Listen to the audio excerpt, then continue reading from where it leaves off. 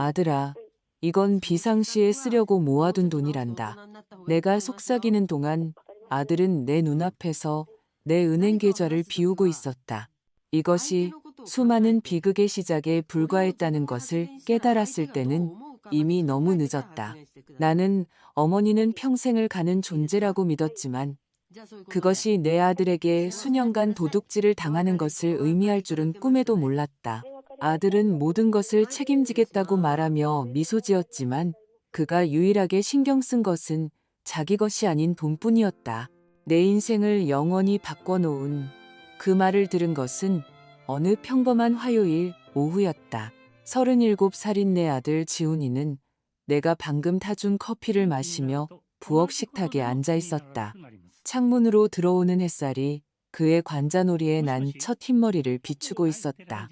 그건 65살인 나, 그의 어머니에게서 물려받은 것이었다. 어머니, 지훈이는 무언가를 원할 때 항상 사용하던 차분하고 절제된 목소리로 말했다. 생각해봤는데요. 다음 연금부터는 어머니 돈을 전부 제 계좌로 이체하는 게 좋겠어요. 제가 전부 관리해드릴게요. 내 찻잔이 허공에서 멈췄다. 나는 방금 들은 말을 이해하려 했으며 아들을 쳐다보았다. 그것은 질문도 제안도 아니었다. 이미 모든 것이 결정된 듯한 선언이었다. 네가 전부 관리하다니 그게 무슨 말이니, 지훈아? 나는 목소리를 가다듬으며 물었다. 간단해요. 그가 미소 지었다.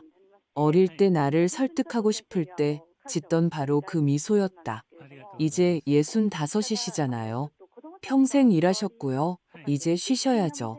공과금, 청구서, 재정관리 같은 건 걱정하지 마세요. 제가 다 알아서 할게요. 나는 천천히 찻잔을 내려놓았다.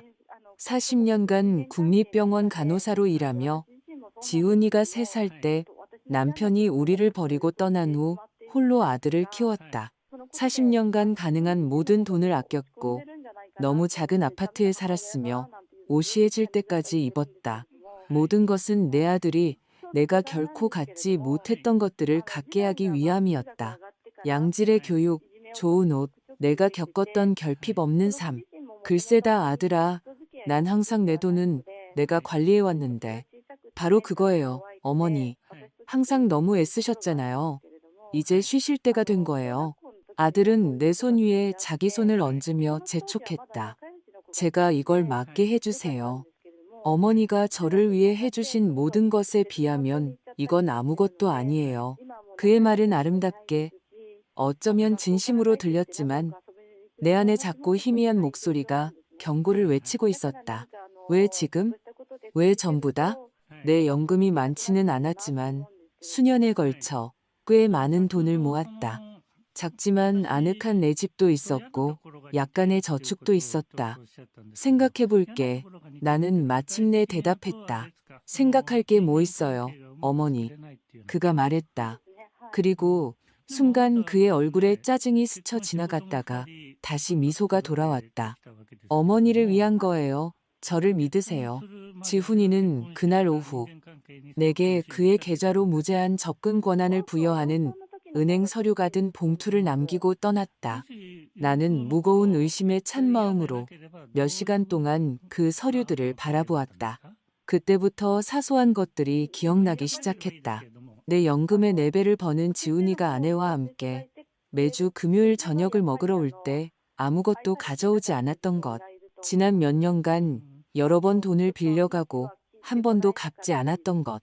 2년 전에 산 그의 집에 있는 비싼 가구들이 그의 월급만으로는 살 수 없다는 것을 내가 알고 있었다는 것. 그날 밤 나는 전에 한 번도 해본 적 없는 일을 했다. 지난 6개월간의 모든 은행 거래 내역서를 꺼내 한 줄 한 줄 분석하기 시작했다. 그리고 거기에 있었다. 내가 병원에서 일하던 어느 날 서울 반대편 지점에서 인출된 180만 원. 내가 결코 한 적 없는 인출이었다. 나는 계속 찾았고 심장이 빠르게 뛰었다. 2달 전 또 다른 의문의 인출. 내가 모르는 계좌로의 이체. 떨리는 손으로 지갑을 잡았다. 내 체크카드는 언제나처럼 그 자리에 있었다.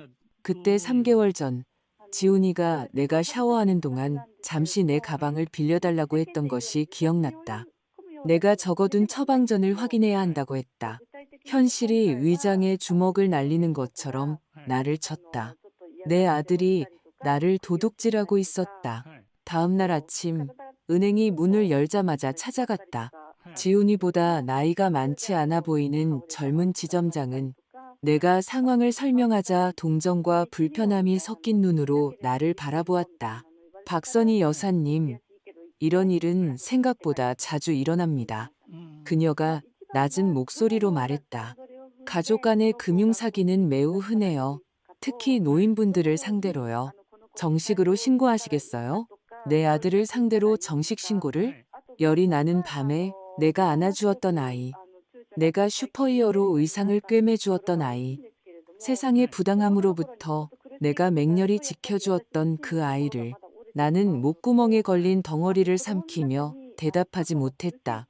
지금은 그냥 모든 비밀번호를 바꾸고 새 카드를 신청하고 싶습니다. 나는 망설였다. 그리고 제 이름으로 된 다른 계좌나 대출이 있는지 확인하고 싶습니다. 조사 결과 내가 가장 두려워하던 것이 드러났다. 내가 신청한 적 없는 신용카드에 750만 원의 빚이 있었다. 내 주소가 아닌 곳, 바로 지훈이의 집 주소로 된 공과금 계좌가 있었다. 그리고 최악은 1년 전에 내 이름으로 신청된 500만 원의 대출이 내 신용기록을 심각하게 훼손하고 있었다는 것이다. 나는 그날 아침 10년은 늙은 기분으로 은행을 나섰다. 내가 키운 나 자신보다 더 사랑했던 아이가 어떻게 자기 어머니를 도둑질하는 이 낯선 사람으로 변했는지 이해하려 했으며 거리를 정처 없이 걸었다. 그날 오후 지훈이가 전화했을 때 나는 음성 사서함으로 넘겼다. 그의 메시지는 명확했다. 어머니, 오늘 밤에 서명한 서류 받으러 들를게요. 다음 달부터 이체가 시작되도록 다 준비해놨어요. 그때 나는 결심을 내렸다. 남은 하루 동안 이삿짐 센터와 은행 지점장이 추천해준 변호사, 그리고 마지막으로 부동산 중개업소에 전화를 걸었다. 다음 날 아침 지훈이가 결코 놓치지 않던 금요일 저녁 식사를 하러 내 집에 도착했을 때 결국 공짜 집밥이었으니까 그를 놀라게 한 것은 바로 나였다. 집은 완전히 비어 있었다. 지훈이는 거실 문 앞에 서서 믿을 수 없다는 표정으로 얼어붙었다. 그의 아내 유진은 그의 어깨 너머로 동그래진 눈으로 엿보고 있었다. 어머니, 무슨 일이에요? 가구는 어디 갔어요? 텔레비전은요? 그의 목소리는 걱정과 비난 사이를 오갔다. 나는 집에 남은 유일한 의자, 텅 빈 거실 중앙에 전략적으로 놓인 부엌 의자에 앉아 있었다. 나는 오랫동안 진심으로 웃지 못했던 미소를 차분하게 지었다. 팔았어. 나는 간단하게 대답했다. 파셨다고요? 파셨다니 무슨 말이에요? 왜요? 지훈이는 가구가 어딘가에 숨겨져 있기라도 한 것처럼 주위를 둘러보며 거실로 들어왔다. 돈이 필요했어. 나는 목소리를 안정적으로 유지하며 설명했다. 네가 내 재정을 관리할 거라면 내가 먼저 쓸 돈을 좀 확보해 두는 게 좋겠다고 생각했지. 그의 얼굴에 떠오른 혼란은 금세 분노로 바뀌었다. 내가 그에게서 한 번도 본 적 없는 종류의 분노였다. 날 것 그대로의 통제되지 않은 무서운 분노. 순간 나는 내 아들이 두려웠다. 미치셨어요? 그가 소리쳤다. 우리가 저녁 먹으러 와서 어떻게 텔레비전을 봐요? 우리가 여기서 어떻게 편하게 있겠어요? 그 말은 한 줄기 명료한 빛과 같았다. 우리가 여기서 어떻게 편하게 있겠냐고? 어머니가 어떻게 편하게 지내실까요? 가 아니었다. 그것은 그들의 편안함에 대한 것이지 내 것이 아니었다. 내 집, 내 소유물은 오직 그들의 편의를 위해 존재했던 것이다. 유진이 다가왔다. 그녀의 하이힐이 이제 드러난 나무 바닥을 두드렸다. 어머님, 이건 말도 안 돼요. 저희는 매주 금요일마다 어머님 외로우실까봐 괜찮으신지 보러 오는데 이렇게 갚으시는 거예요? 이기적이라는 말하지 않은 단어가 우리 사이에 떠다녔다. 지훈이가 모든 것을 가질 수 있도록 자신의 삶을 포기한 여자.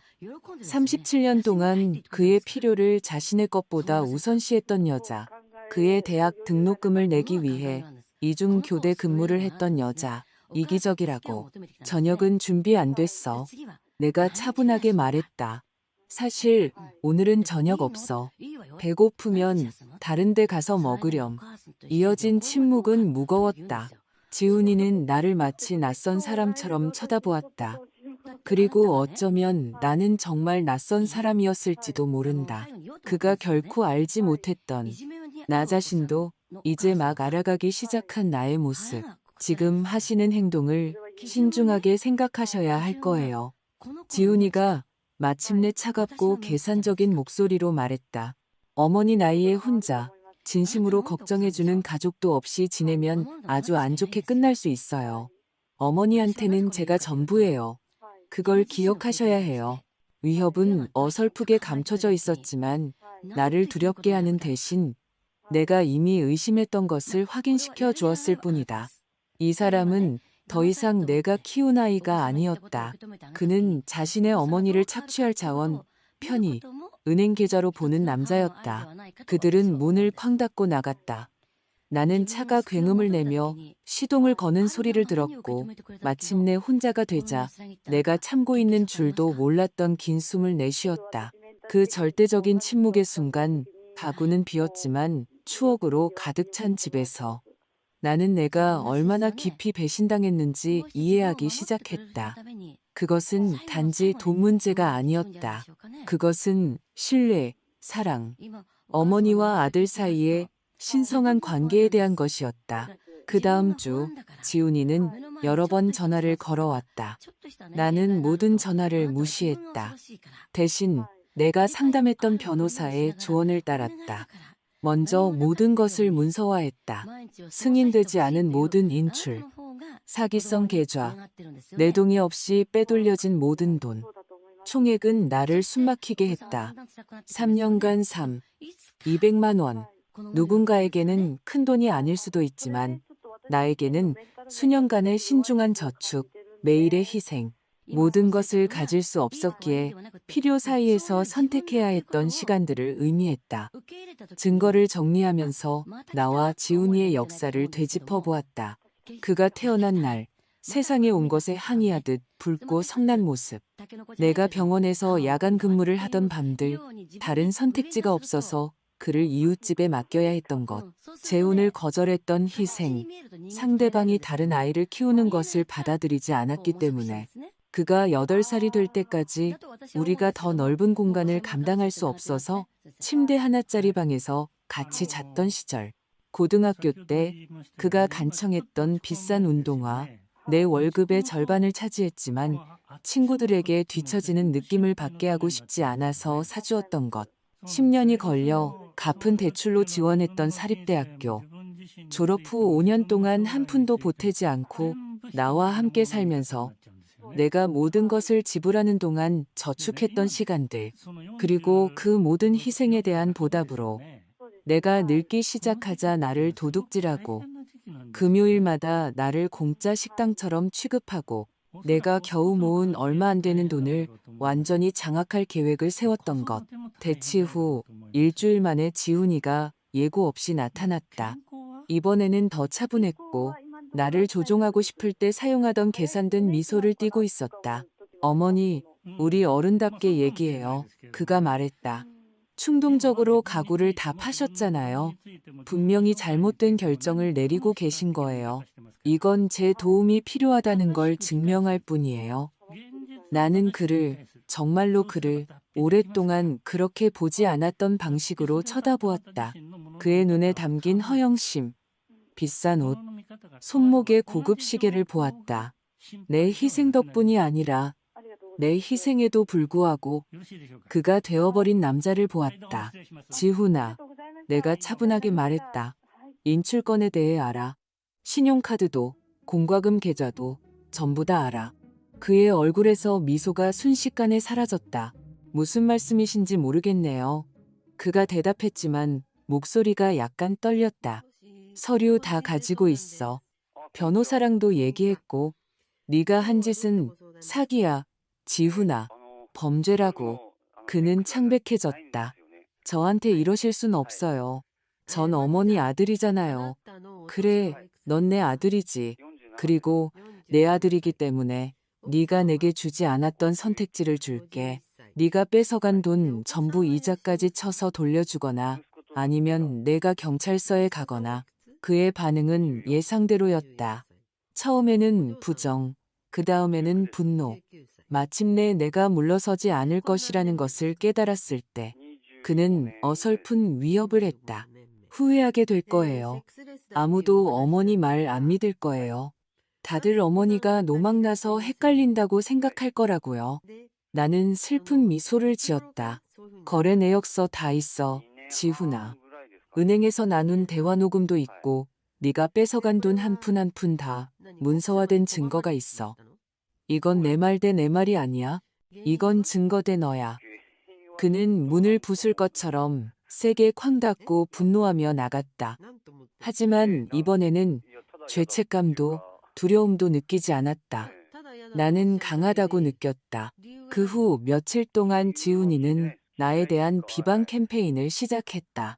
그는 소셜미디어에 늙은 어머니가 혼란스러워하고 있으며 자신은 단지 도우려 했을 뿐이고 사랑하는 사람이 결정을 내릴 능력을 잃어가는 것을 보는 것이 얼마나 고통스러운지에 대해 게시했다. 그의 친구들과 심지어 그를 어릴 때부터 알던 일부 이웃들은 연대를 표하며 이 힘든 시기에 그에게 지지를 보냈다. 아무도 내 입장을 묻지 않았다. 그때 나는 더 이상 침묵하지 않기로 사랑이라는 이름으로 모든 것을 받아들이는 희생적인 어머니가 되기를 그만두기로 결심했다. 싸울 때였다.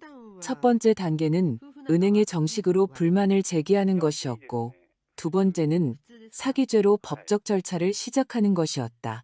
그리고 세 번째, 가장 어려운 단계는 내가 결코 할 것이라고 상상하지 못했던 일, 즉, 지훈이가 한 짓을 공개적으로 폭로하는 것이었다. 법적 절차를 진행하는 동안 나는 가구를 판 돈을 다른 은행의 새 계좌로 이체했다. 지훈이와 고통스러운 기억들로부터 멀리 떨어진 다른 동네에 작은 아파트를 얻었다. 그리고 생전 처음으로 나 자신에 대해 생각하기 시작했다. 남은 인생 동안 무엇을 원할까? 65의 나이에 거의 처음부터 다시 시작하면서 어떤 미래를 만들 수 있을까? 답은 변호사 사무실 대기실에 있던 전단지에서 나왔다.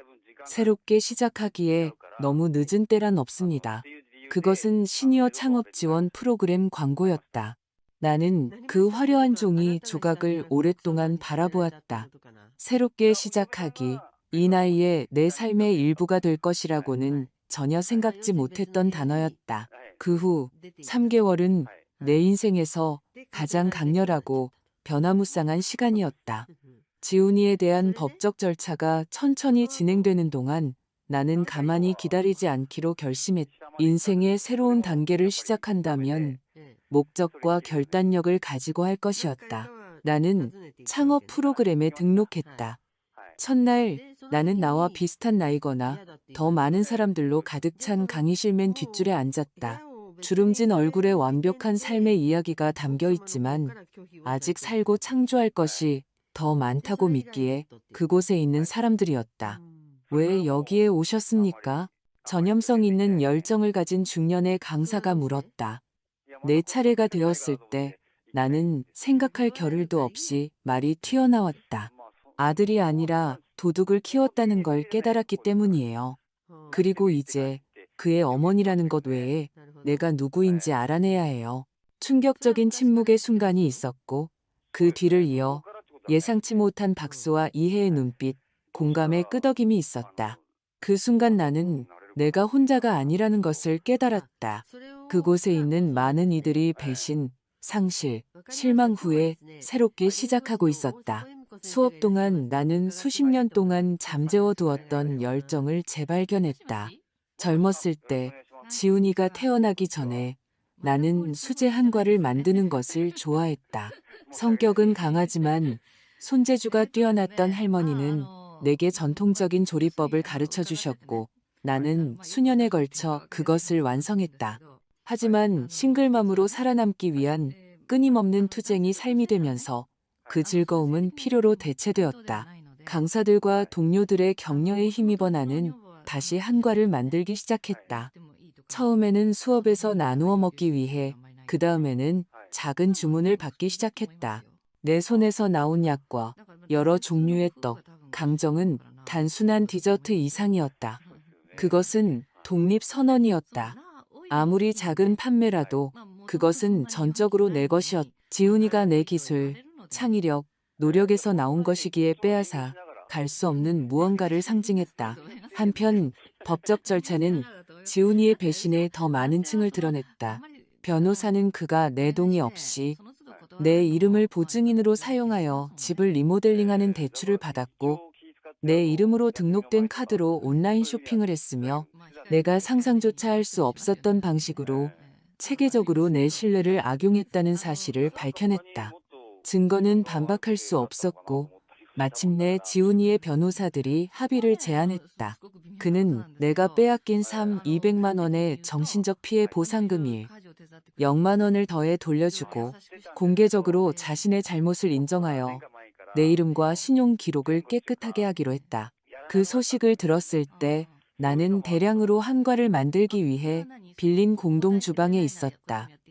내 손은 밀가루로 뒤덮여 있었고 계피와 생강향이 공기를 가득 채우고 있었다. 나는 안도감과 슬픔이 뒤섞인 감정을 느꼈다.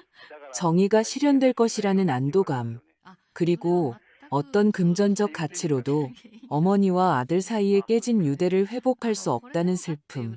합의서에 서명하기 전날 밤, 나는 지훈이에게서 전화를 받았다. 몇 주 동안 그의 연락 시도를 무시한 후 나는 받기로 결심했다. 그의 목소리는 평소에 오만함 없이 더 낮고 다르게 들렸다. 어머니, 내일 전에 우리 둘만 얘기 좀 할 수 있을까요? 나는 망설였다. 내 마음 한구석에서는 그가 진심으로 뉘우치고 있다고 믿고 싶었다. 내가 키운 모든 것에도 불구하고 사랑했던 아들이 나를 배신한 그 남자 안에 아직 어딘가에 남아있다고. 무슨 얘기 말이니, 지훈아? 우리에 대해서요. 다시 시작하는 거요. 제가 끔찍한 짓을 한 거 알아요. 하지만 어머니는 제 어머니시잖아요. 언제나 우리는 있는 거 아니에요? 나는 눈을 감고 그 말의 무게를 느꼈다. 거의 40년 동안 우리는 내 필요가 그의 것보다 뒤에 있다는 것을, 내 꿈은 기다릴 수 있다는 것을, 내 삶이 그의 삶에 종속되어 존재한다는 것을 의미했다. 아니, 지훈아, 나는 마침내 대답했다. 더 이상 우리는 없어. 자신의 선택에 대한 결과를 감당해야 하는 네가 있고, 마침내 나 자신을 위해 사는 법을 배우고 있는 내가 있을 뿐이야. 그는 항의하고 애원하고 언제나 그랬듯이 조종하려 들기 시작했지만 내 안에 무언가가 변해 있었다. 그의 말은 더 이상 내 마음이나 결정에 힘을 갖지 못했다. 내일 변호사 사무실에서 보자. 잘 자라, 지훈아.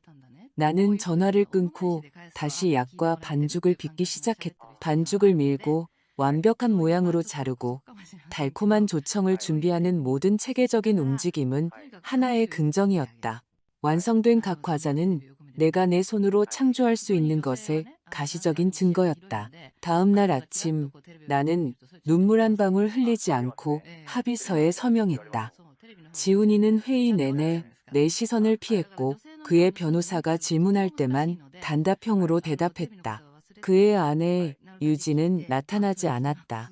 모든 것이 끝나고 변호사들이 서류를 복사하러 나갔을 때 우리는 몇 분 동안 회의실에 단둘이 남았다. 무거운 침묵이 우리 사이에 감돌았다. 왜 그랬니, 지훈아?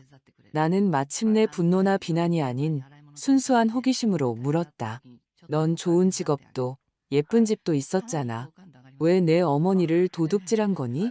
그는 아래를 내려다보며 완벽하게 손질된 머리를 쓸어 넘겼다.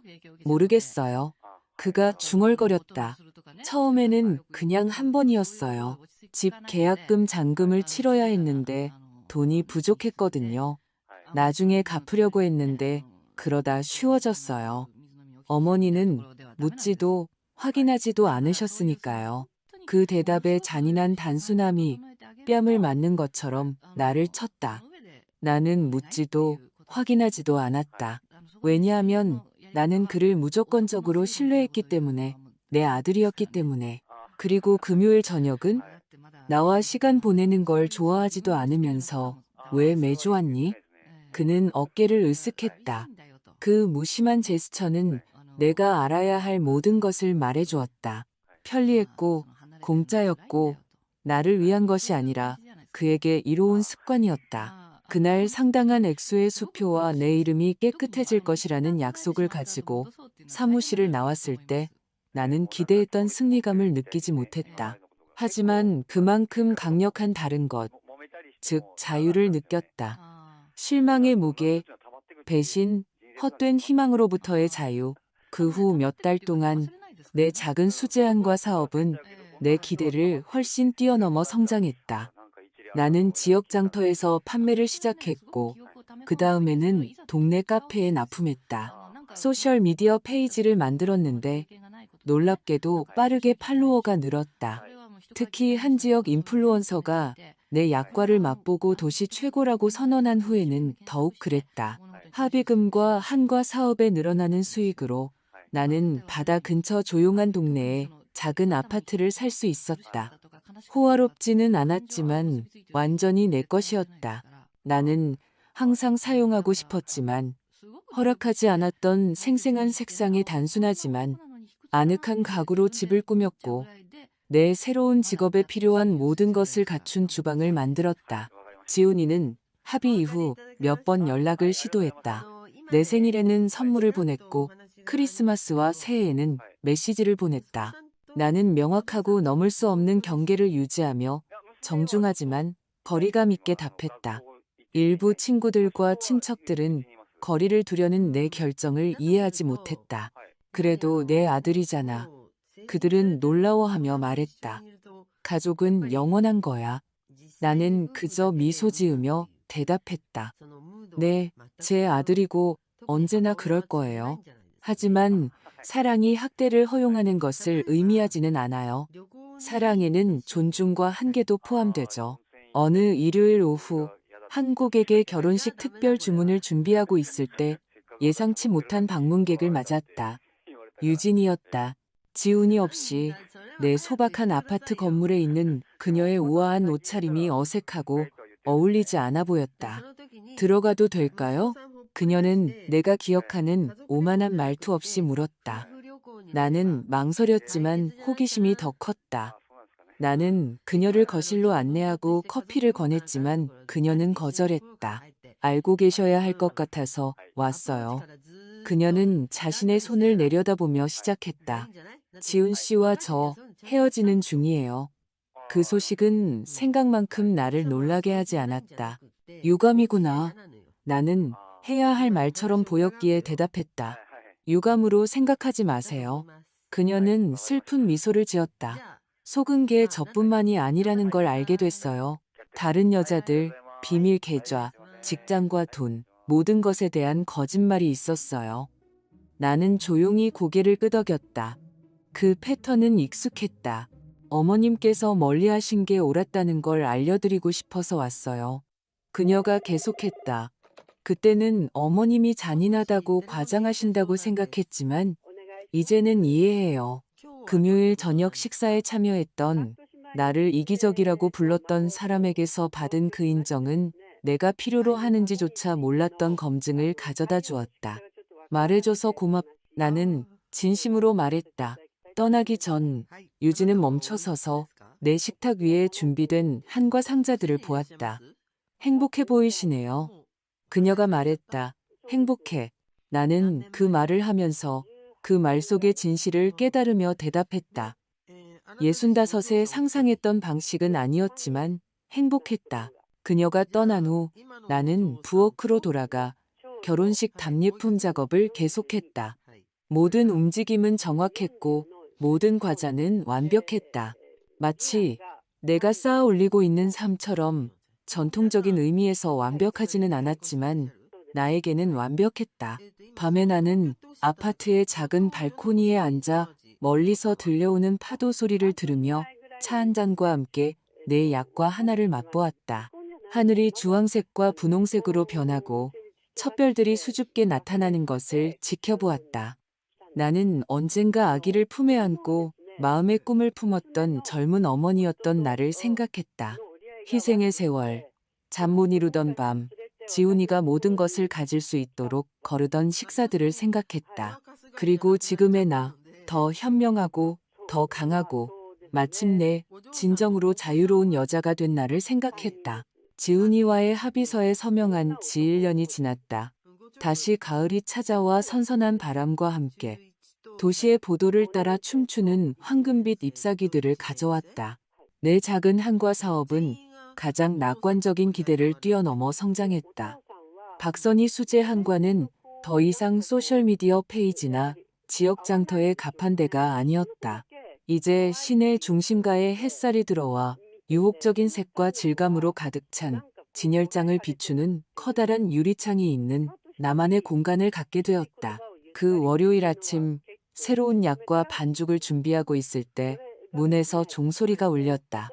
손님이 오기에는 너무 이른 시간이었다. 보통 10시에 문을 열었다. 앞치마에 손을 닦고 응대하러 갔다. 놀랍게도 예전 동네의 오랜 이웃인 영희 씨였다. 거의 1년 전 이사한 후로 보지 못했다. 선희 씨, 그녀가 팔을 벌려 안으며 외쳤다. 드디어 찾았네. 가게가 너무 예쁘다. 나는 진심으로 반가워하며 포옹에 화답했다. 영희 씨는 지훈이와의 상황이 공개되었을 때 편을 들지 않은 몇 안 되는 사람 중 한 명이었다. 들어와, 들어와. 나는 그녀를 가게 뒤편의 작은 카페 공간으로 안내했다. 마침 커피 내리던 참인데 한잔 할래? 어제 만든 신선한 약과도 있고 우리가 먹고 마시는 동안 영희 씨는 동네 소식, 공동 이웃에 대한 작은 소문, 예전에 철물점이 있던 자리에 새로 생긴 빵집 이야기를 들려주었다. 그 세계가 동시에 익숙하면서도 멀게 느껴지는 것이 이상했다. 마치 오래전에 본 영화를 희미하게만 기억하는 것처럼. 그리고 지훈이는? 그녀가 마침내 목소리를 약간 낮추며 물었다. 소식 들었어? 나는 고개를 저었다. 연락 안 하고 지내. 나는 솔직하게 대답했다. 유진이한테 듣기로는 이혼 후에 집을 팔았대. 다른 도시로 이사가서 새 직장을 구했다고. 그 외에는 아무것도 몰라. 영희 씨는 이해한다는 듯 고개를 끄덕였다. 자기 아들이랑 연을 끊는 게 힘들었겠어. 내 인생에서 가장 힘든 결정이었지. 나는 보도를 걷는 행인들을 창밖으로 바라보며 인정했다. 하지만 가장 필요한 결정이기도 했어. 때로는 우리 삶에서 해로운 사람들을 제거해야 해. 그들이 가족일 때조차도. 아니, 특히 가족일 때 더 그렇지.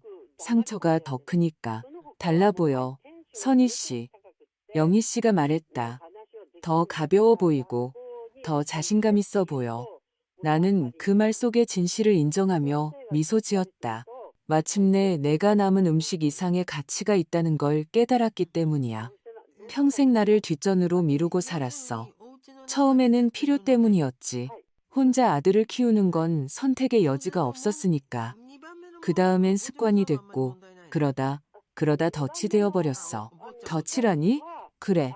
사랑이란 끊임없는 희생을 의미하고, 좋은 엄마가 되는 것은 한계가 없는 것을 의미하며, 늙어간다는 것은 자식들에게서 오는 아주 작은 관심의 부스러기라도 그것이 학대와 함께 올 때조차 받아들이는 것을 의미한다고 믿는 것. 영희 씨는 생각에 잠겨 커피를 한 모금 마셨다. 우리 중 많은 이들이 그 덫에 빠지지. 나 자신도. 그녀는 문에서 울리는 종소리의 말을 멈췄다. 한 젊은 여성이 호기심에 찬 눈으로 주위를 둘러보며 들어왔다.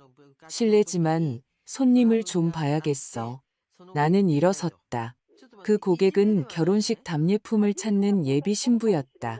맛과 수량에 대해 이야기하는 동안 나는 영희 씨가 미소를 지으며 나를 지켜보고 있는 것을 알아차렸다. 주문 확인서를 가지고 다시 오겠다고 약속하고 고객이 떠나자 영희 씨가 다가왔다. 세상에서 내 자리를 찾았구나. 그녀가 말했다. 그것은 질문이 아니었다. 찾았지. 나는 확인했다. 66에 누가 알았겠어? 영희 씨가 떠난 후 나는 주방으로 돌아가 그날 팔 과자들을 계속 준비했다. 모든 움직임은 이제 거의 명상에 가까울 정도로 익숙했다. 일하면서 지난 1년의 여정을 되돌아보았다. 쉽지 않았다. 가슴에 구멍이 뚫린 것처럼 지은이의 부재를 느끼며 울면서 깬 밤도 있었다. 거의 전화를 걸 뻔하고 어떻게든 평화를 유지하려는 오랜 필요에 거의 굴복할 뻔한 순간들도 있었다. 내가 너무 가혹하게 구는 건 아닌지, 또 다른 기회를 줘야 하는 건 아닌지 자문했던 날들도 있었다. 하지만 그럴 때마다 은행 거래 내역서, 사기 계좌, 내 재정을 완전히 장악하려 했던 그의 차가운 계산, 그리고 결단력이 되살아났다. 합의 후 첫 달이 가장 힘들었다. 돈의 일부를 사용하여 공동주방의 공간을 빌려 일주일에 3번 한과를 생산했다. 처음 몇 주 동안은 지출보다 적게 팔았다. 끔찍한 실수를 저질렀다고 다시 시작하기에는 너무 늙었다고 생각하기까지 했다. 나에게 필요한 관점을 제시해 준 것은 공동 주방을 사용하여 장아찌를 만드는 80세의 최 여사님이었다. 선희 씨, 나이가 몇이야? 65이요. 그녀는 코끝에 걸친 안경을 고쳤으며 콧방귀를 뀌었다. 앞으로 20년, 30년은 더 살 수 있어. 그 시간 동안 잃어버린 것을 한탄하며 보낼 거야? 아니면 새로운 것을 만들 거야? 그녀의 직설적이고 감상적이지 않은 말은 내가 꼭 들어야 했던 것이었다. 그 다음 주, 나는 더 나은 포장에 투자하고 명함을 만들고 내 작업을 더 적극적으로 홍보하기 시작했다. 전환점은 시내의 매력적인 카페 주인인 지영 씨가 내 약과를 맛보았을 때 찾아왔다.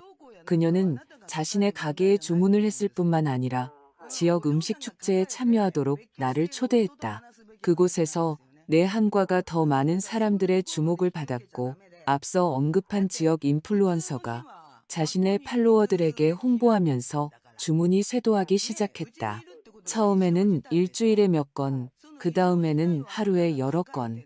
6개월 만에 나는 나만의 공간, 지금은 나의 성역이자 생계수단이 된 이 작은 가게를 빌릴 수 있었다. 문의 종소리가 나를 현재로 되돌려 놓았다. 더 많은 손님들이 도착했다. 아침은 오후로, 오후는 초저녁으로 바뀌는 것을 미처 깨닫지 못했다. 마침내 영업 중 팻말을 마감으로 돌렸을 때 나는 생산적인 하루의 기분 좋은 피로를 느꼈다. 매일 그랬듯이 걸어서 집으로 돌아갔다. 내 아파트는 가게에서 15분 거리에 있었는데 다리를 뻗고 생각을 정리하기에 완벽한 거리였다. 길은 노인들이 장기를 두고 아이들이 부모와 조부모의 감독 아래 노는 작은 광장을 지나갔다.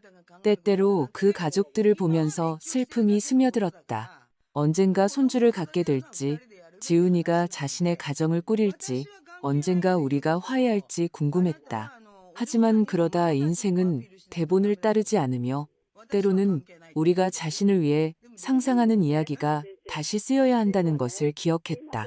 항상 해피엔딩이 동화처럼 되는 것은 아니었다. 내 해피엔딩은 지금 조금씩 하루하루 쓰여지고 있었다. 그것은 내 한과를 맛보는 손님들의 미소, 공급업체 및 다른 지역 상인들과 맺은 우정, 누구의 기대나 조종을 고려할 필요 없이 크고 작은 결정을 내릴 수 있는 자유에 있었다. 집에 도착했을 때 우편함에서 봉투 하나를 발견했다. 발신인은 없고 내가 즉시 알아볼 수 있는 필체로 내 이름과 주소만 적혀 있었다. 지훈이의 글씨였다. 잠시 동안 나는 건물 입구에 서서 그 봉투를 마치 살아있고 잠재적으로 위험한 것처럼 쳐다보았다. 내 마음 한구석에서는 읽지 않고 찢어버리고 싶었고 다른 한구석에서는 그에게서 온 소식, 진정한 후회의 신호를 갈망했다. 아파트로 올라가 부엌 식탁 위에 봉투를 놓았다. 차를 끓이고 목욕을 하고 가벼운 식사를 했다. 그 시간 내내 봉투는 마치 조용한 방문객처럼 관심을 기다리며 그곳에 있었다. 마침내 나는 앉아서 그것을 열었다. 안에는 손으로 쓴 편지와 낡은 사진 한 장이 들어 있었다.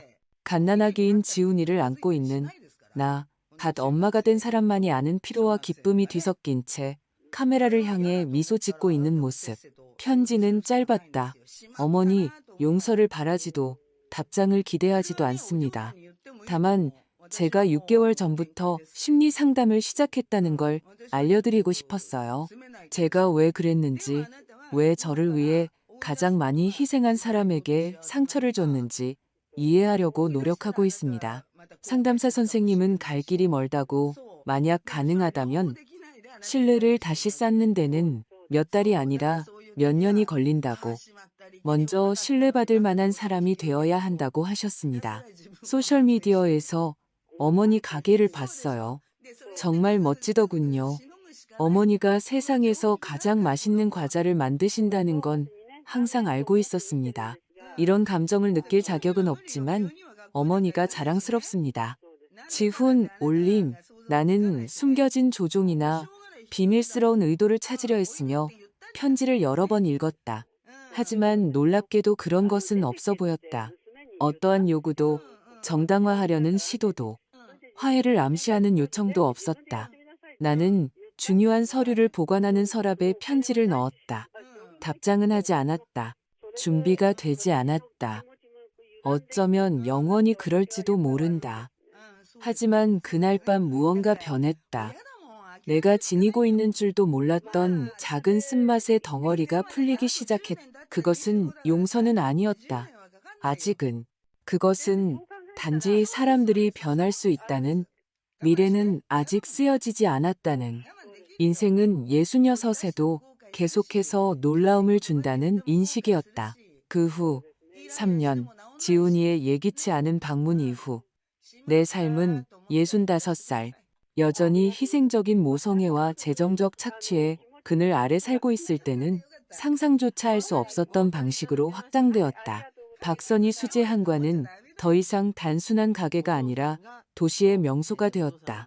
원래의 공간과 카페 외에 이제는 일주일에 2번 한과 만들기 수업을 하는 작은 스튜디오도 생겼다. 처음에는 실험적으로 시작한 수업이 너무 인기가 많아져 3개월 대기 명단이 생길 정도였다. 내가 69의 인플루언서가 될 줄 누가 알았겠어? 나는 이제 신성한 전통이 된 주간 커피 타임에 지영 씨에게 농담을 건넸다. 내 손녀는 내가 바이럴이라고 하더라. 지영 씨가 웃었다. 선희 씨는 항상 사람들이 자신에게 미치는 영향을 과소평가해. 사람들을 끄는 건 단지 한과가 아니야. 바로 선희 씨, 당신의 이야기, 당신의 진정성이야. 손녀, 그 단어는 여전히 내게 낯설고 멋지게 들렸다. 지훈이와 똑같은 짙은 갈색 눈을 가진 내 살배기 하윤이는 2년 전 아들이 여자친구가 임신했다는 소식을 전하며 내 삶에 들어왔다. 아무것도 바라는 건 아니에요. 전화기 너머로 들려온 목소리는 머뭇거렸다. 그냥 알고 계셔야 할 것 같아서요. 혹시라도 아이의 삶에 어떤 식으로든 일부가 되고 싶으시다면요. 나는 하윤이가 생후 3개월일 때 만나러 갔다. 그 작은 뭉치를 안고 지훈이의 이목구비와 어머니 수진의 낯선 특징이 섞인 얼굴을 바라보았던 것을 완벽하게 기억한다. 아기 냄새, 믿을 수 없을 정도로 부드러운 피부의 감촉, 내 검지에 작은 손가락들이 감기는 방식을 기억한다. 안녕, 하윤아. 나는 속삭였다. 할머니란다. 우리의 관계는 지훈이와 정한 경계를 항상 존중하며 가끔씩의 방문으로 천천히 발전했다. 나는 다시는 그 누구도, 심지어 이 순수한 아이조차도 내가 그들을 위해 무엇을 줄 수 있거나 할 수 있는지로 나를 정의하도록 허락하지 않을 것이었다. 지훈이와의 관계는 여전히 복잡했다. 가게의 냉장 시스템 문제를 해결하는데 그가 도움을 주거나 점심 식사 중에 그의 어린 시절 추억을 공유하는 등 진정한 연결의 순간들이 있었다. 그리고 내가 우리의 관계의 새로운 조건을 단호하게 상기시켜야 할 때 오래된 역학관계가 다시 나타나려는 긴장의 순간들도 있었다. 절대 저를 완전히 믿지는 않으실 거죠? 그렇죠? 언젠가 내가 가게 회계를 돕겠다는 그의 제안을 정중하게 거절한 후 그가 물었다. 한 번 깨진 신뢰는 결코 완전히 회복되지 않아. 나는 솔직하게 대답했다. 하지만 그게 우리가 새롭고 다른 무언가를 만들 수 없다는 뜻은 아니야. 그는 이 새로운 현실을 받아들이며 고개를 끄덕였다. 우리의 관계는 이제 재앙 후에 조심스럽게 재건된 다리와 같았다. 기능적이지만 눈에 보이는 흉터가 있고 견딜 수 있는 무게와 하중에 대한 명확한 한계가 있었다. 그 봄날 아침, 지영 씨와 대화하는 동안 내 생각은 미래로 향했다. 69의 나는 다시 한번 내가 내려야 할 것이라고 예상하지 못했던 결정에 직면했다. 소미가 동업자가 되고 싶어해. 나는 지영 씨에게 고백했다. 아주 상세한 사업 계획서를 제출했어. 두 번째 가게로 확장, 슈퍼마켓용 포장 제품 라인, 심지어 작은 레시피 책까지. 그래서 당신 생각은 어때? 지영 씨는 언제나처럼 직설적으로 물었다. 두려워. 나는 인정했다. 내가 쌓아 올린 것에 대한 통제력을 잃을까봐 두려워. 만약 내가 일부라도 넘겨주면 누군가 다시 모든 것을 빼앗으려 할까 봐 두려워. 지영 씨가 손을 뻗어 내 손을 꼭 잡았다. 선희 씨, 지훈이와 있었던 일은 특정한 배신이었지 보편적인 규칙이 아니야. 소미는 수년 동안 자신의 가치와 충성심을 증명했잖아. 알아. 나는 한숨을 쉬었다. 이성적으로는 알아. 하지만 두려움은 나는 말을 멈췄다. 두려움은 이해할 수 있어. 하지만 그것이 당신이 창조한 것의 잠재력을 제한하게 두지 마. 그 대화는 한과 수업을 준비하며 가게로 돌아오는 내내 내 마음속에 머물렀다. 스튜디오는 이미 가득 차 있었다. 10대부터 노인까지 다양한 연령대의 12명이 완벽한 강정을 만드는 법을 배우기 위해 열심이었다. 가르치면서 집중된 얼굴들, 내 정확한 움직임을 따라하려는 서툰 손들을 보면서 나는 중요한 것을 깨달았다. 내가 쌓아 올린 것은 더 이상 나만의 것이 아니었다. 그것은 나보다 더 커졌다. 그것은 공동체, 전통, 세대 간의 만남의 장이 되었다. 수업이 끝난 후 나는 소미를 가게 뒤편의 내 작은 사무실로 불렀다. 그녀는 아마도 자신의 동업 계획에 대한 답변을 기다리며 긴장한 표정으로 들어왔다. 보여줄 게 있어. 나는 서랍을 열어 낙고해진 가죽 표지에 누렇게 변한 페이지가 있는 오래된 노트를 꺼내며 말했다. 이게 뭐예요? 그녀가 내 앞에 앉으며 물었다. 할머니의 레시피야. 나는 조심스럽게 노트를 펼치며 설명했다. 손으로 쓴 것들, 어떤 건 100년도 더 됐어. 할머니로부터 전해져 내려온 전쟁과 이주, 가난을 이겨낸 레시피들이지. 소미는 그 역사적, 감정적 가치를 이해하며 경외심을 가지고 노트를 바라보았다. 이건 아무에게도 보여준 적 없어. 나는 계속했다. 지훈이에게조차도. 이건 내 보물, 내 비밀이었어. 하지만 깨달았지.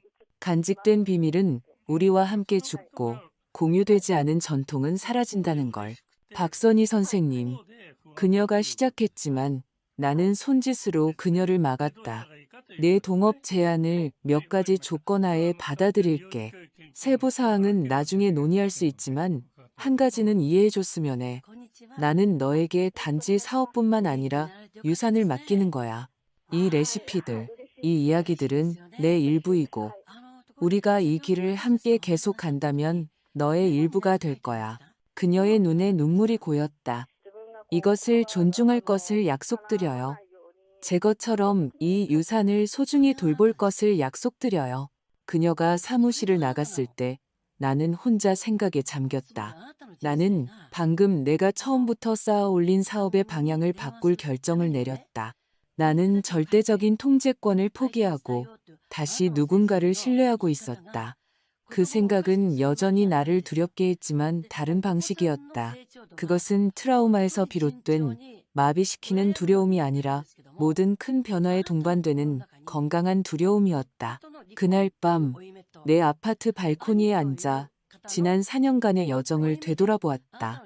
순종적이고 착취당하던 여성에서 존경받는 사업가로, 아들을 위해서만 살던 어머니에서 자신만의 목적과 꿈을 가진 다면적인 인간으로, 두려움에서 용기로, 외로움에서 공동체로. 다음 일요일, 지훈이가 하윤이를 데리고 오후를 함께 보내러 왔다. 우리는 너무 자주 와서 나를 지치게 하지도, 하윤이가 나를 알아보지 못할 정도로 드물지도 않은 원래적인 이 루틴을 정했다. 우리 모두에게 잘 맞는 균형이었다. 할머니, 과자 만들 수 있어요? 하윤이는 도착하자마자 기대에 찬 눈을 반짝이며 물었다. 물론이지, 내 사랑. 오늘은 초콜릿 경단을 만들자. 어때? 우리가 함께 과자를 준비하는 동안 나는 식탁에서, 그녀는 높이를 맞추기 위해 발판 위에서, 지훈이는 부엌 입구에서 지켜보았다. 그의 시선에는 다른 무언가가 있었다. 더 이상 받는 것에 대한 기대가 아니라 목격하는 것의 기쁨이었다. 온종일 할머니 얘기만 해요. 하윤이가 손을 씻으러 갔을 때 그가 말했다. 할머니 과자, 할머니 이야기. 할머니가 제일 좋아하는 사람이래요. 나는 그 말의 따뜻함을 느끼며 미소 지었다. 하윤이도 나한테 아주 특별해. 두 분이 그런 관계를 맺게 되어 기뻐요. 그가 말을 잇기 전에 망설이며 말했다. 우리 관계보다 더 좋은 관계요. 그 솔직함에 나는 놀랐다. 다른 거지. 나는 부드럽게 정정했다. 더 좋거나 나쁜 게 아니라 그냥 다른 거야. 지훈이는 이해하며 고개를 끄덕였다. 이 모든 것 중에서 제가 가장 감명 깊은 게 뭔지 아세요? 그는 내 부엌, 가게, 내 새로운 삶을 아우르는 제스처를 취했다. 성공 그 자체는 아니에요. 물론 그것도 대단하지만요. 대부분의 사람들이 다시 시작하기에는 너무 늦었다고 생각하는 65 이후에 이 모든 것을 이뤄내셨다는 거예요. 진정성 있게 살기에 너무 늦은 때란 없어. 나는 대답했다. 잃어버린 시간은 잃어버린 것이지만 남은 시간은 선물이야. 그는 잠시 그 말에 대해 생각했다. 상담사 선생님도 비슷한 말씀을 하세요. 우리가 바꿀 수 없는 과거를 후회하는 것을 멈추고 아직 우리가 만들 수 있는 미래에 집중해야 한다고요. 네, 상담사 선생님은 현명하신 분 같구나. 나는 미소 지었다. 하윤이가 더 많은 초콜릿을 요구하며 우리의 대화를 중단시켰다. 내가 그녀가 작은 경단공을 손으로 굴리는 것을 돕는 동안 나는 일어나고 있는 일의 더 깊은 의미에 대해 생각했다. 같은 부엌에 세 세대가 있었다. 단지 레시피뿐만 아니라 가치, 근면, 창의성, 독립성, 회복력, 그리고 건강한 경계, 상호 존중, 명확한 기대와 같은 가치들이 전수되고 있었다. 내가 아들에게 가르치지 못했지만 어쩌면 내 손녀에게 심어줄 수 있는 교훈들이었다. 그 다음 주, 소미와 나는 동업계약서에 서명했다. 51%는 나에게, 49%는 그녀에게. 중요한 결정에 대한 나의 최종 통제권을 유지하면서 그녀의 중요한 참여를 인정하는 분할이었다. 내 변호사가 꼼꼼히 검토한 계약서에는 양측을 위한 보호 조항과 점진적인 승계 계획이 포함되어 있었다. 5년 후 모든 것이 잘 되면 추가로 20%를 살 수 있는 옵션을 갖게 될 거야. 서류에 서명하면서 내가 설명했다. 결국 이 가게는 내 것보다 내 것이 더 많아지겠지. 그리고 그게 맞는 거야. 그렇게 되어야 해. 이름은 절대 바꾸지 않을 거예요. 그녀가 약속했다. 선생님께서 은퇴해서 어느 해변가에 계실 때도 언제나 박선희 수제 한과일 거예요. 나는 그 생각에 웃었다. 또 은퇴라고? 아니, 괜찮아. 숟가락을 들 수 없을 때까지 내가 사랑하는 일을 계속하는 게 더 좋아. 하지만 그녀의 말은 씨앗을 심었다. 은퇴에 대한 것이 아니라 수십 년간 생존을 위해 일한 후 이제는 즐거움과 목적을 위해 일하고 있었다. 그것은 더 먼 미래. 내가 더 이상 이곳에 없을 때 남겨질 것에 대한 것이었다. 그 후 몇 주 동안 나는 오랫동안 미뤄왔던 프로젝트를 시작했다. 가족의 모든 전통 레시피를 그 뒤에 숨겨진 이야기와 함께 공식적으로 기록하는 것이었다. 요리 기술뿐만 아니라 추억, 맥락, 그것을 전수한 사람들. 할머니가 교회의 작은 아파트 부엌에서 약과를 만들던 모습. 어머니가 어려운 시절에 동네에서 팔기 위해 강정을 준비하던 모습.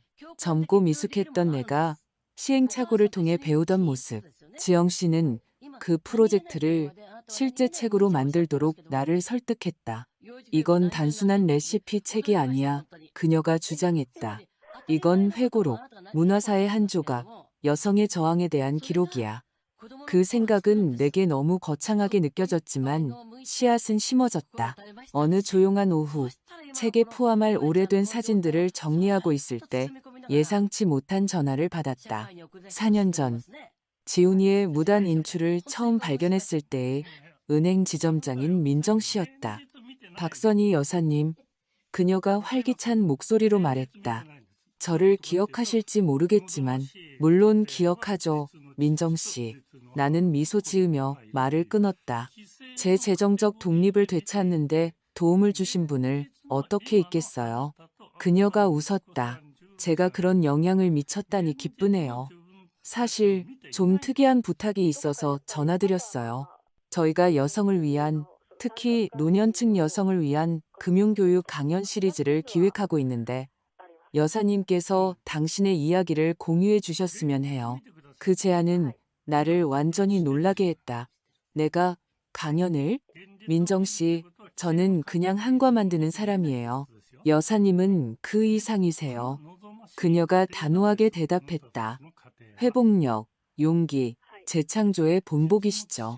여사님의 이야기는 비슷한 상황에 처한 다른 여성들에게 영감을 줄 수 있어요. 금융학대, 가족에 의한 착취, 다시 시작하기에는 너무 늦었다는 느낌. 나는 그녀의 말을 생각하며 침묵했다.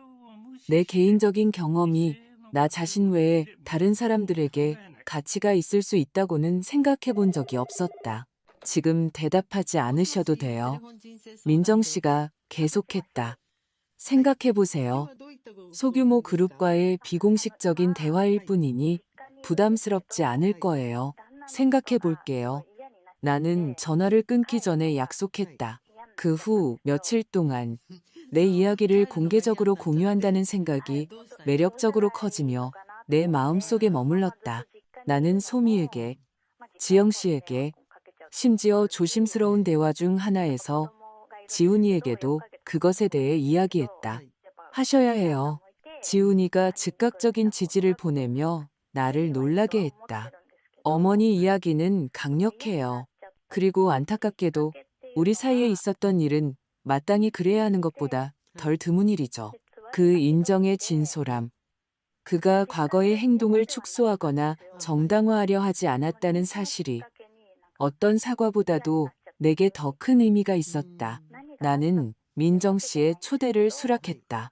첫 강연은 소규모 그룹, 대부분 60세 이상의 여성 15명을 대상으로 할 예정이었다. 나는 메모를 쓰고 생각을 정리하고 얼마나 공유할지, 정직함과 과도한 노출 사이의 균형을 어떻게 찾을지 결정하려 했으며 꼼꼼하게 준비했다. 강연 전날 밤 나는 지훈이에게 전화를 걸었다. 왜 그랬는지는 정확히 모르겠다. 어쩌면 일종의 허락을 구하고 우리의 사적인 이야기를 공적인 것으로 만드는 것이 옳은 일이라는 확인을 받고 싶었을지도 모른다. 내일 우리 사이에 있었던 일에 대해 얘기할 거야. 나는 직설적으로 말했다. 은행 행사에서 전화기 저편에서 짧은 침묵이 흘렀다. 이해해요. 그가 마침내 대답했다. 그럴 권리가 충분히 있으세요. 네, 이름은 쓰지 않을 거야. 나는 분명히 했다. 너를 폭로하거나 벌 주려는 게 아니야. 다른 사람들을 돕기 위한 거야. 그렇게 해주셔서 감사해요. 그의 목소리에 감사가 역력했다. 하지만 제 이름을 쓰더라도 사실을 말하는 것뿐이겠죠. 때로는 진실이 아프지만 그렇다고 해서 덜 필요한 것은 아니니까요. 그 말은 다음 날 아침 내가 은행의 작은 회의실로 들어서는 내내 함께했다. 15명의 여성이 나를 기다리고 있었다. 어떤 이는 호기심에 찬, 어떤 이는 조심스러운, 모두들 각자의 말하지 않은 이야기들을 표정에 담고 있었다. 안녕하세요. 처음에는 떨리는 목소리로 시작했다. 제 이름은 박선희이고 69살입니다. 그리고 4년 전, 제 아들이 저를 체계적으로 도둑질하고 있다는 것을 발견했습니다. 그 후로는 말이 더 쉽게 흘러나왔다. 나는 모든 것을 이야기했다. 무단 인출, 사기성 신용카드, 내 재정을 완전히 장악하려는 시도, 가구를 판 것, 대립, 법적 절차에 대해 이야기했다. 그리고 그 이후 다시 시작한 것, 한과 가게, 목적과 정체성의 재발견에 대해 말하는 동안 몇몇 여성들의 눈에서 눈물을, 다른 이들의 표정에서 공감의 끄덕임을 보았다. 내 이야기가 아무리 개인적이라 할지라도 그것은 또한 보편적이라는 것을 깨달았다. 그곳에 있는 많은 이들이 내가 겪었던 것의 어떤 버전을 경험했다. 어쩌면 아들이 아니라 남편, 형제, 사위와 함께 역학은 같았다. 신뢰의 남용, 보살핌으로 위장한 착취, 자율성을 되찾기 위한 투쟁. 마지막에 앞줄에 앉은 한 부인이 손을 들었다. 그녀의 얼굴은 수십 년의 삶으로 새겨져 있었지만 그녀의 눈은 강렬하게 빛나고 있었다. 어떻게 용기를 내셨나요? 그녀가 물었다. 혼자 남겨질 것에 대한 두려움, 아들을 영원히 잃을 것에 대한 두려움을 어떻게 극복하셨나요? 그 질문은 내 영혼을 울렸다. 그것은 정확히 4년 전. 만약 내가 그 방에 앉아 다른 여성이 나와 같은 이야기를 하는 것을 듣고 있었다면 내가 물었을 질문이었다. 용기는 한꺼번에 오지 않았어요. 나는 솔직하게 대답했다. 작은 발걸음으로 왔어요. 아들이 내 삶에 있음에도 불구하고 이미 내가 혼자라는 것을, 그 관계가 진정한 사랑이 아니라 착취에 기반하고 있다는 것을 깨달았을 때 왔어요. 나는 올바른 단어를 찾으며 잠시 멈췄다. 그리고 아들을 잃을 것에 대한 두려움에 관해서는 제가 정말로 잃을까 두려워했던 것은 제가 상상했던 방식으로는 결코 존재하지 않았다는 것을 발견했어요. 제가 가졌다고 믿었던 아들, 저를 무조건적으로 사랑하고 노년에 저를 돌봐줄 것이라고 믿었던 그 아들은 제가 스스로 만들어낸 환상이었어요. 나는 계속하기 전에 심호흡을 했다. 역설적이게도 멀어지고 명확한 경계를 설정하고 존중을 요구함으로써 저는 새롭고 더 건강한 관계를 위한 공간을 만들었어요. 결코 존재하지 않았던 상상 속의 아들이 아니라 그가 가진 모든 결정과 성장 가능성을 가진 실제 남자와요. 그 여성은 내 말을 흡수하며 천천히 고개를 끄덕였다. 다른 손들이 올라왔고 다른 질문들이 이어졌다. 나는 이전에는 나에게 그토록 수치심과 혼란을 안겨주었던 주제에 대해 말하는 나 자신의 명료함과 확신에 놀랐다. 세션이 끝났을 때 여러 여성이 다가와 자신의 이야기를 간략하게 공유하고 감사하고 조언을 구했다. 민정 씨는 만족스러운 미소로 모든 것을 지켜보고 있었다. 강력했어요. 마지막 참가자가 떠났을 때 그녀가 말했다. 제가 기대했던 것보다 더 강력했어요. 다시 해주실 수 있을까요? 어쩌면 더 큰 그룹을 위해서. 나는 감정적인 피로와 깊은 만족감이 뒤섞인 감정을 느끼며 그녀를 바라보았다. 네, 나는 대답했다. 다시 할 수 있을 것 같아요. 나는 그날 오후, 지난 몇 년간 내가 이룬 것에 대한 새로운 이해를 가지고 은행을 나섰다. 그것은 단지 번창하는 사업, 재정적 독립, 새로워진 정체성만이 아니었다. 그것은 또한 다른 사람들에게 다가갈 수 있는 목소리, 이야기였고 레시피와 요리 기술을 넘어선 유산이었다. 그 후 몇 달 동안 나는 은행, 커뮤니티 센터, 은퇴자 협회에서 더 많은 강연을 했다. 언제나 같은 핵심 메시지를 전했다.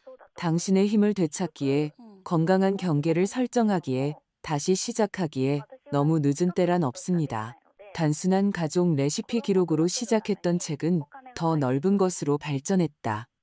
회고록, 레시피, 모성애, 노화, 늦깎이, 자아 발견에 대한 성찰이 혼합된 것이었다. 달콤한 인생 수업. 다시 시작하는 당신을 위한 레시피는 내 70번째 생일에 출간되었다. 나 자신에게 주는 선물이었다. 출간일, 한 작은 동네 서점에서 행사를 열었다. 나는 많은 것을 기대하지 않았다. 어쩌면 가게의 단골 손님 몇 명, 친구 몇 명, 소미와 직원들. 나는 서점이 완전히 꽉 차고 심지어 보도에서 기다리는 사람들까지 있는 것을 보고 깜짝 놀랐다. 군중 속에서 나는 익숙하고 낯선 얼굴들을 보았다. 지영 씨는 물론 친구가 된 다른 지역 상인들과 함께 있었다. 소미와 가게 직원들은 모두 박선희 수제안과 로고가 밝힌 티셔츠를 입고 있었다. 내 강연에 참석했던 여성들, 어떤 이들은 친구나 가족을 데려왔고, 그리고 저 뒤편에 거의 숨어있다시피 한 지훈이가 있었다. 그의 옆에는 수진이 하윤이의 손을 잡고 있었다. 아들은 참석 여부를 확인해주지 않았고, 그의 예기치 않은 등장은 내가 인정하고 싶었던 것보다 더 나를 감동시켰다. 내 차례가 되어 말할 때 나는 어떻게든 내 이야기의 일부가 된 사람들로 가득 찬 이 방을 둘러보았다. 내가 재건하는 것을 도왔고 내 변화를 목격했으며 나 자신이 의심할 때 나를 믿어준 사람들. 65세 나는 시작했다. 저는 제 인생이 거의 끝났다고 생각했어요. 제게 남은 유일한 역할은 점점 더 보이지 않는 어머니, 점점 더 불필요한 노인이 되는 것이라고 생각했죠. 제가 틀렸습니다. 나는 책 표지를 손가락으로 쓸어보며 주름진 피부 아래의 질감을 느꼈다. 이제는 일, 창조, 사랑, 그리고 고통의 이야기를 담고 있는 손이었다. 이 책은 단지 한과에 관한 것이 아닙니다. 물론 맛있지만요. 나는 청중의 웃음을 자아내며 계속했다. 이것은 쓴맛을 단맛으로 바꾸는 것. 우리에게서 빼앗긴 삶의 재료들을 되찾아 새롭고 완전히 우리만의 것을 창조하는 것에 관한 것입니다. 내 시선은 잠시 지훈이의 시선과 마주쳤다. 내 시선에는 비난이 없었고 그의 시선에는 죄책감이 없었다. 단지 우리가 오랫동안 길의 반대편을 걸었지만 공유된 여정에 대한 상호 인정만이 있었다. 때로는 가장 중요한 교훈이 인생의 늦은 시기에 찾아옵니다. 나는 계속했다. 그리고 때로는 가장 큰 배신이 가장 깊은 해방으로 이어질 수 있습니다. 저는 고통에 감사하지는 않지만 그 후에 온 성장에 감사합니다. 하윤이는 내 말의 더 깊은 맥락을 전혀 알지 못한 채 단지 할머니가 축하받는 것을 기뻐하며 방 뒤편에서 열정적으로 고개를 끄덕였다. 나는 미소 지으며 화답했다. 이 책은 유산입니다. 나는 결론 지었다. 단지 제 손녀나 제 가족의 미래 세대를 위한 것만이 아니라 변하고 성장하고 꽃 피우기에는 너무 늦었다고 믿는 모든 사람을 위한 것입니다. 다른 사람들을 위해 수행했던 역할들을 넘어 진정으로 당신이 누구인지 발견하기에 너무 늦은 때란 없습니다. 내가 말을 마쳤을 때 방은 박수 소리로 터져나갔다. 사람들은 내가 책에 사인해 주기를 기다리며 줄을 섰다. 각자 친절한 말 한마디, 공유할 개인적인 이야기, 맺고 싶은 인연이 있었다. 지훈이는 줄이 줄어들 때까지 기다렸다가 다가왔다. 하윤이는 그의 옆에서 깡충깡충 뛰고 있었다. 아름다웠어요, 어머니. 그가 간단하게 말했다. 진심으로 어머니가 자랑스러워요. 그 말은 예전의 조종처럼 들릴 수도 있었지만 그렇지 않았다. 그의 목소리에는 위조할 수 없는 진정성이 있었다. 와줘서 고맙다. 내가 대답했다. 나한테는 큰 의미가 있어. 하윤이는 내 무릎 위로 뛰어오르며 자신의 사인책을 요구했다. 이건 특별한 거란다. 나는 그녀가 더 커서 할머니를 더 잘 알고 싶어 할 때를 위해 개인적인 헌사를 쓰며 말했다. 그날 밤 늦게 모두가 떠난 후 나는 서점 주인과 함께 의자를 정리하며 서점에 혼자 남았다. 그는 행사가 얼마나 성공적이었는지, 출시 행사에서 그렇게 많은 사람들이 감정적으로 몰입하는 것을 거의 보지 못했다고 말했다. 사람들의 마음속 깊은 곳을 건드리셨어요. 그가 말했다. 음식이나 가족 이야기를 넘어서는 무언가를요. 나는 그가 무슨 말을 하는지 이해하며 고개를 끄덕였다. 나는 존엄성, 존중, 자기 결정권을 위한 인간의 보편적인 투쟁, 나이나 환경에 관계없이 다시 시작할 수 있는 가능성을 건드렸던 것이다. 그날 밤, 이제 진정으로 내 것이 된 도시의 별이 빛나는 하늘 아래 집으로 걸어가면서 나는 지난 몇 년간의 여정을 되돌아보았다. 착취당하는 것을 허용했던 여성에서 이제 다른 이들이 해방되도록 영감을 주는 여성으로, 아들을 통해서만 살던 어머니에서 내가 된 복잡하고 다면적인 인간으로, 70살에 내 인생은 한때 두려워했던 것처럼 끝나가는 것이 아니었다. 내가 결코 상상하지 못했던 방식으로 꽃피우고 있었다. 길은 쉽지 않았다. 배신의 고통, 재건을 위한 투쟁, 끊임없는 협상 속에 남아있는 복잡한 관계들, 그 어떤 것도 낭만화되거나 단순화될 수 없었다. 하지만 그 복잡함 속에는 아름다움이 있었고, 흉터에는 지혜가 있었으며, 가장 쓴 교훈 속에도 단맛이 있었다. 집에 도착해서 나는 침대 옆 책장에 내 개인적인 책을 꽂았다. 그 옆에는 최근 사진이 있었다. 나, 하윤이, 그리고 지훈이가 가게 부엌에서 모두 앞치마를 두르고 초콜릿이 묻은 웃는 얼굴을 하고 있는 사진. 새로운 기억이 만들어지고 새로운 장이 쓰여지고 있었다. 그것은 동화처럼 완벽한 해피엔딩이 아니었다. 그것은 더 현실적이고 더 가치 있는 것. 끊임없이 다시 시작하는 것. 끊임없는 재창조.